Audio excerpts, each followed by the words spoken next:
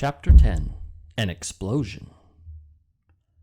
Day after day, the spider waited, head down, for an idea to come to her. Hour by hour, she sat motionless, deep in thought.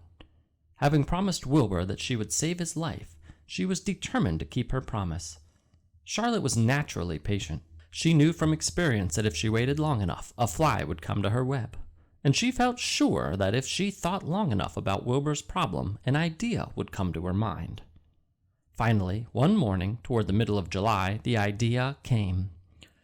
"Why, how perfectly simple," she said to herself.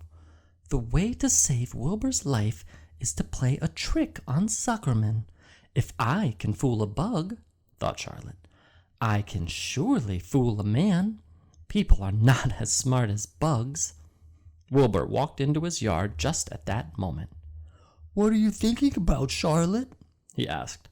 "I was thinking," said the spider, "that people are very gullible." "What does gullible mean?" "Easy to fool," said Charlotte. "That's a mercy," replied Wilbur, and he lay down in the shade of his fence and went fast asleep. The spider, however, stayed wide awake, gazing affectionately at him and making plans for his future. Summer was half gone. She knew she didn't have much time. That morning, just as Wilbur fell asleep, Avery Arabelle wandered into the Zuckerman's front yard, followed by Fern. Avery carried a live frog in his hand. Fern had a crown of daisies in her hair. The children ran for the kitchen. "Just in time for a piece of blueberry pie," said Mrs. Zuckerman. "Look at my frog," said Avery, placing the frog on the drain board and holding out his hand for pie. "Take that thing out of here," said Mrs. Zuckerman. "He's hot," said Fern. "He's almost dead, that frog." "He is not," said Avery. "He lets me scratch him between the eyes." The frog jumped and landed in Mrs. Zuckerman's dishpan full of soapy water. "You're getting your pie on you," said Fern. "Can I look for eggs in the hen house, Aunt Edith?" "Run outdoors, both of you, and don't bother the hens." "It's getting all over everything," shouted Fern. "His pie is all over his front." "Come on, frog," cried Avery. He scooped up his frog. The frog kicked, splashing soapy water onto the blueberry pie. "Another crisis," groaned Fern. "Let's swing in the swing," said Avery. The children ran to the barn.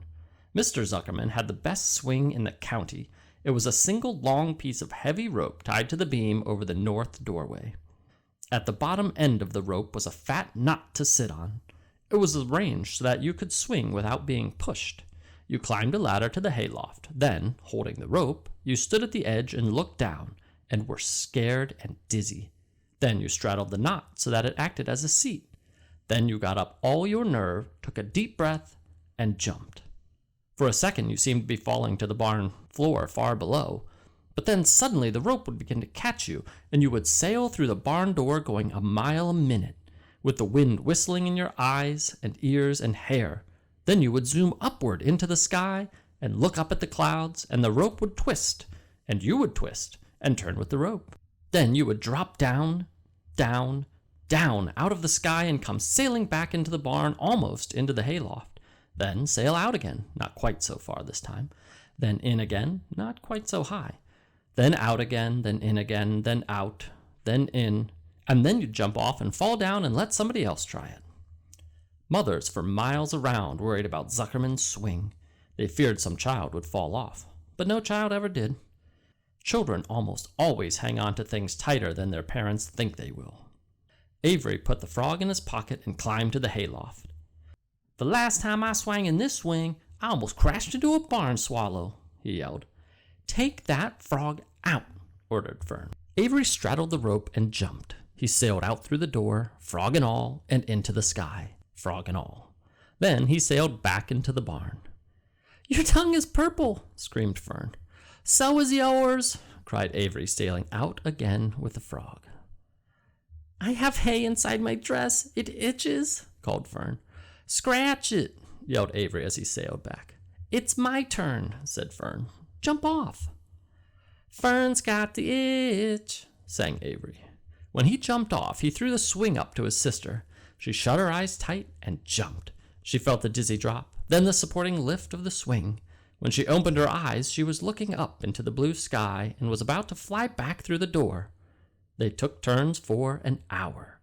When the children grew tired of swinging, they went down toward the pasture and picked wild raspberries and ate them. Their tongues turned from purple to red.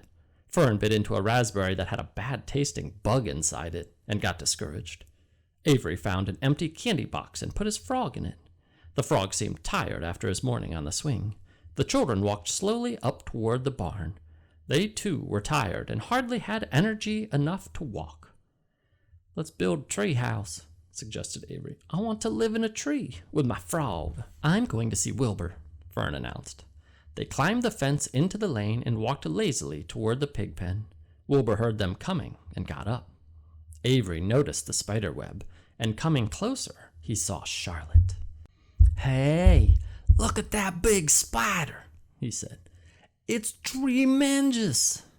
"Leave it alone," commanded Fern. "You've got a frog. Isn't that enough?" "That's a fine spider, and I'm going to capture it," said Avery. He took the cover off the candy box. Then he picked up a stick.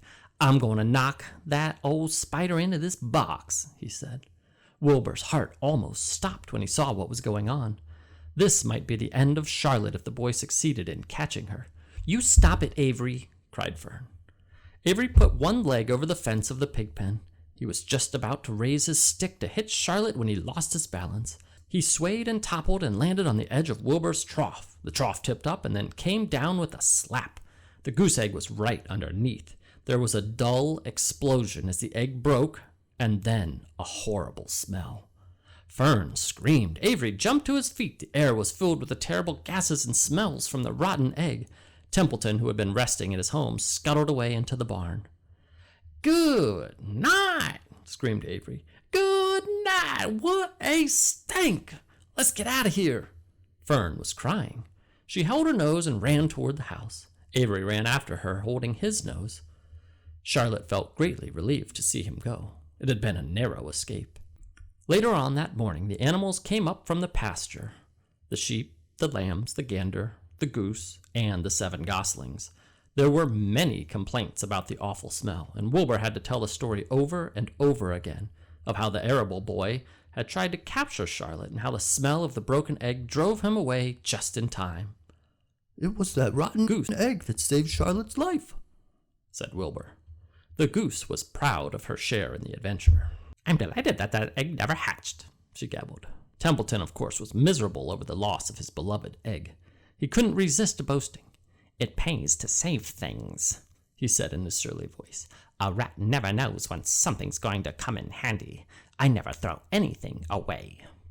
"Well," said one of the lambs, "this whole business is well and good for Charlotte, but what about the rest of us? The smell is unbearable. Who wants to live in a barn that is perfumed with rotten egg?" "Don't worry, you'll get used to it," said Templeton. He sat up and pulled wisely at his long whiskers, then crept away to pay a visit to the dump. When Lurvy showed up at lunchtime carrying a pail of food for Wilbur, he stopped short a few paces from the pig pen. He sniffed the air and made a face. "What in thunder?" he said, setting the pail down. He picked up a stick that Avery had dropped and pried the trough up. "Rats," he said. "Phew, I might have known a rat would make a nest under this trough. How I hate a rat."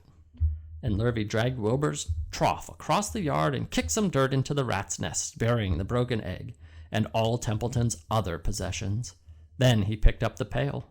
Wilbur stood in the trough, drooling with hunger. Lurvy poured. The slops ran creamily down the pig's eyes and ears. Wilbur grunted. He gulped and sucked and gulped, making swishing and swooshing noises, anxious to get everything at once. It was a delicious meal. Skim milk, wheat middlings, leftover pancakes, half a donut, the rind of a summer squash, 2 pieces of stale toast, a third of a ginger snap, a fishtail, 1 orange peel, several noodles from a noodle soup, the scum off a cup of cocoa, an ancient jelly roll, a strip of paper from the lining of the garbage pail, and a spoonful of raspberry jello. Wilbur ate heartily. He planned to leave half a noodle and a few drops of milk for Templeton. Then he remembered that the rat had been useful in saving Charlotte's life, and that Charlotte was trying to save his life, so he left a whole noodle instead of a half. Now that the broken egg was buried, the air cleared and the barn smelled good again. The afternoon passed and evening came. Shadows lengthened, the cool and kindly breath of evening entered through the doors and windows. Astride her web, Charlotte sat moodily eating a horsefly and thinking about the future. After a while, she bestirred herself. She descended to the center of the web, and there she began to cut some of her lines. She worked slowly but steadily while the other creatures drowsed. None of the others, not even the goose, noticed that she was at work. Deep in his soft bed, Wilbur snoozed over in their favorite corner. The goslings whistled a night song. Charlotte tore quite a section out of her web, leaving an open space in the middle. Then she started weaving something to take the place of the threads she had removed. When Templeton got back from the dump around midnight, the spider was still at work.